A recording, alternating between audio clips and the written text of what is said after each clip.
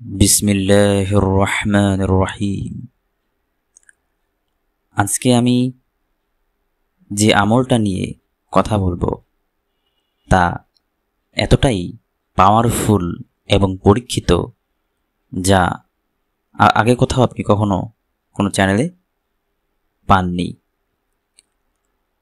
তো অনেক মানুষ মেসেজ করে, কমেন্ট করছে যে আমাকে শত্রু ক্ষতি করে দিয়েছে, আমার অনেক সমস্যা, তো চালান করছে, স্বপ্নে খাওয়াচ্ছে, কিছুতেই বন্ধ করতে পারছে না।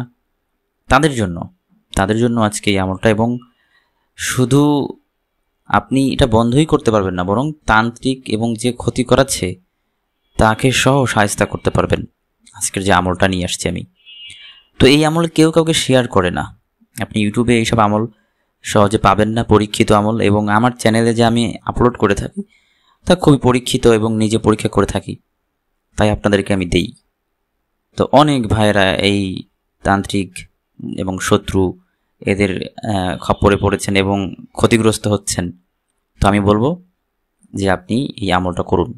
যারা আমার সাবস্ক্রাইবাররা আছেন এবং যাদের কাছে এই ভিডিওটা চলে গেছে দেখছেন, তাদের সকলকে বলছি যে এই ভিডিওটা না টেনে সম্পূর্ণ দেখবেন। এবং বোঝার অনেক কিছু আছে, শুধু দেখা যাচ্ছে যে 1-2 মিনিট টেনে টেনে ভিডিওটা দেখে চলে গেলাম। আসলে এইভাবে আপনি যদি ভিডিও টেনে চলে যান এবং একটুখানি দেখে এখানে আমলটা নিয়ে যান, তাতে আপনার কোনো লাভ হবে না, বরং আপনার অনেক কিছু বোঝার আছে। তো আপনি সেগুলো বুঝে না বুঝে আপনি দেখা যাচ্ছে যে একটুখানি ভিডিও দেখে চলে যাবেন না। তো আজকে যে আমলটা শেয়ার করব তা হলো, প্রথম কথা হলো যে যাদেরকে চালান করে খাওয়াচ্ছে, স্বপ্নের মধ্যে চালান করে খাওয়াচ্ছে, অথবা স্বপ্নে না খাওয়ালেও অনেকে আছে যে তার পেটে কিন্তু জাদু আছে, কিন্তু সে বলছে না আমাকে তো স্বপ্নে কিছু খাওয়ায় না, অর্থাৎ স্বপ্নে খাওয়ায় না, সেটা কোনো না কোনোভাবে শয়তান তার পেটের ভিতরে নিয়ে রাখে এবং জাদু করে। আচ্ছা, তা অনেককে আবার দেখা যাচ্ছে যে ডিরেক্টলি জাদু করে, স্বপ্নের মাধ্যমে সে বুঝতে পারে যে তাকে কিছু খাওয়ানো হচ্ছে। তো এই যে পেটের সমস্যা, পেটের ভিতরে বিভিন্ন ধরনের সমস্যা করা হয় জাদুর মাধ্যমে। তো প্রথমত আমি যেহেতু ডিরেক্টলি আমি আমল দিব, বেশি কথা বলতে চাচ্ছি না, আমি শুধু আমলের কথাই বলি সবসময়। তাই অবশ্যই যারা ভিডিওটা দেখছেন চ্যানেলটি সাবস্ক্রাইব করবেন, আর অবশ্যই লাইক করবেন, কারণ লাইক করলে ভিডিও বানানোর ভিডিও বানানোর আগ্রহটা বাড়ে। তো চলুন শুরু করা যাক। তো আমলটা কীভাবে করবেন? 1 গ্লাস পানি নিন, অথবা 1 টুকরা গুড়, আখের গুড় হতে পারে অথবা খেজুরের গুড় হতে পারে, বা যে গুড়ই হোক, আপনি গুড় নেবেন, 1 টুকরা গুড় নিতে পারেন, অথবা আপনি 1 গ্লাস পানি নিতে পারেন। তো এই পানি নিয়ে আপনি ওই পানির মধ্যে, আমি এই আয়াতটা এখন তুলে ধরছি, আপনারা এই আয়াতটা 7 বার পরে সেই পানিতে ফু দিবেন, দিয়ে যে রোগী তাকে খাওয়াবেন।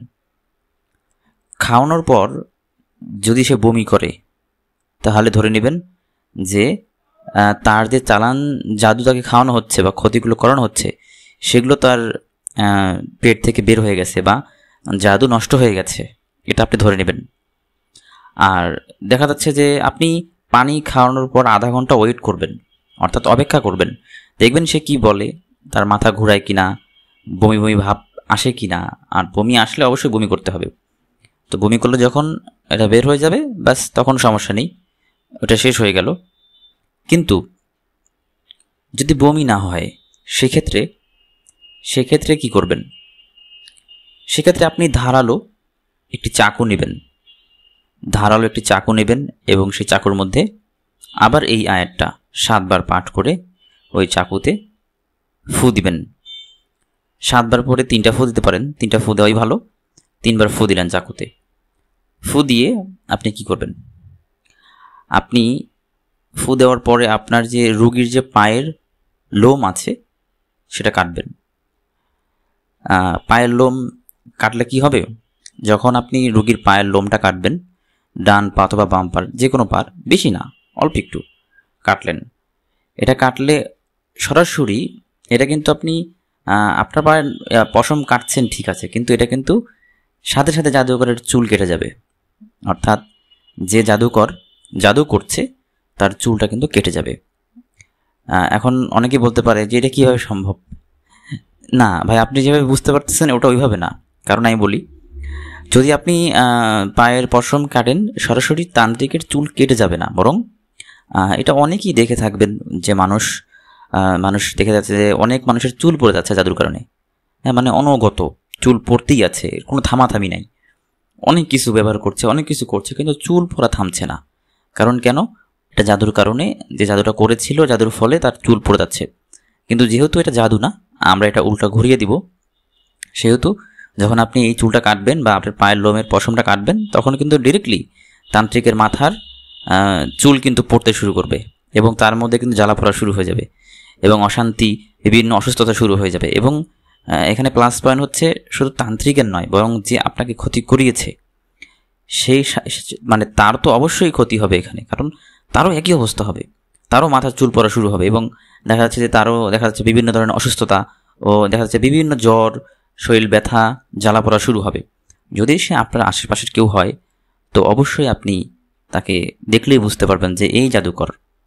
অথবা আপনি এই আমল যখন আপনি একবার করবেন, দেখা যাচ্ছে যে আপনি অবশ্যই দেখতে পারবেন, যে স্বপ্নের মধ্যে দেখতে পারেন, অথবা আপনার ফ্যামিলির কাউকে স্বপ্নের মধ্যে দেখানো হইতে পারে যদি ফ্যামিলিগত কোনো ক্ষতি হয়ে থাকে।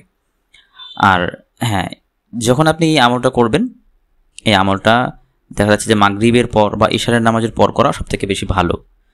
এবং অবশ্যই আমল করার সময় সূরা ইখলাস, ফালাক, নাস পড়ে শরীরটা বন্ধ করে নেবেন। এবং এই আমল করার পর প্রতিদিন রাতে ঘুমাতে যাওয়ার আগে যে সময় ঘুমাবেন, সেই সময় আপনি 10 বার সূরা কাফিরুন পড়ে অবশ্যই ঘুমাতে হবে। 10 বার সূরা কাফিরুন পড়ে ঘুমাবেন, ইনশাআল্লাহ দেখবেন আপনি জাদুকরদের অবস্থা খুব খারাপ হবে। তাদের মাথার চুল পড়তে থাকবে, যেভাবে আপনি ভুগছেন। হয়তোবা আপনি নাও দেখতে পারেন তাদের সেই অবস্থা, কিন্তু তারাও সেইভাবেই ভুগবে, এবং পুরো উল্টো তাদের দিকে ঘুরে যাবে জাদুটা। তো আশা করি এই আমল আপনারা আর কোথাও পাবেন না।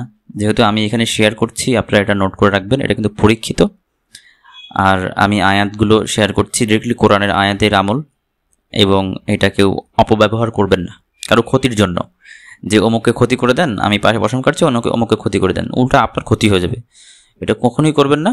আপনি শুধু যদি আপনাকে শত্রু ক্ষতি করে থাকে সেক্ষেত্রে আমল করবেন, অথবা যদি আপনাকে অনগত চালান করতেই থাকে, শুধু চালান করতেই আছে, কোনো থামাথামি নেই, সেক্ষেত্রে আপনি এটা না পেরে তখন এটা করবেন। এর বাইরে এটা না করাটাই উত্তম। ঠিক আছে? যদি আপনি অনেক ক্ষতি হয়ে যায়, আপনাকে অনেক ক্ষতি করে দিচ্ছে, আপনাকে পুরো শেষ করে দিচ্ছে, তখন আপনি এই আমলটা করবেন। তো আশা করি আপনাদের সকলের ভালো লেগেছে, এবং এই আমলটা অত্যন্ত পরীক্ষিত, এবং এটা কিন্তু খুবই পাওয়ারফুল। যা আপনার হচ্ছে বইয়ে পাওয়া যায়, বিশেষ করে কিতাবে, অনেক পুরান কিতাবে পাওয়া যায়, যা প্রায় 2000 সালের আগের। তো এইগুলো কিতাবে আপনি এটা পেলেও সংক্ষিপ্ত কিছু কথা পাবেন, বেশি বিস্তারিত কোনো ব্যাখ্যা নেই। তো বিস্তারিত ব্যাখ্যা আমি দিয়ে দিলাম, আপনারা এভাবে কাজ করবেন। তো আশা করি ভিডিওটা ভালো লেগেছে। আপনারা অবশ্যই চ্যানেলটা সাবস্ক্রাইব করবেন, পাশেই থাকবেন, এবং একটা লাইক করে দিবেন। আজকে এই পর্যন্তই, সবাই ভালো থাকবেন, আবার দেখা হবে অন্য একটা ভিডিওতে। সে পর্যন্ত আসসালামু আলাইকুম ওয়া রাহমাতুল্লাহি ওয়া বারাকাতুহু।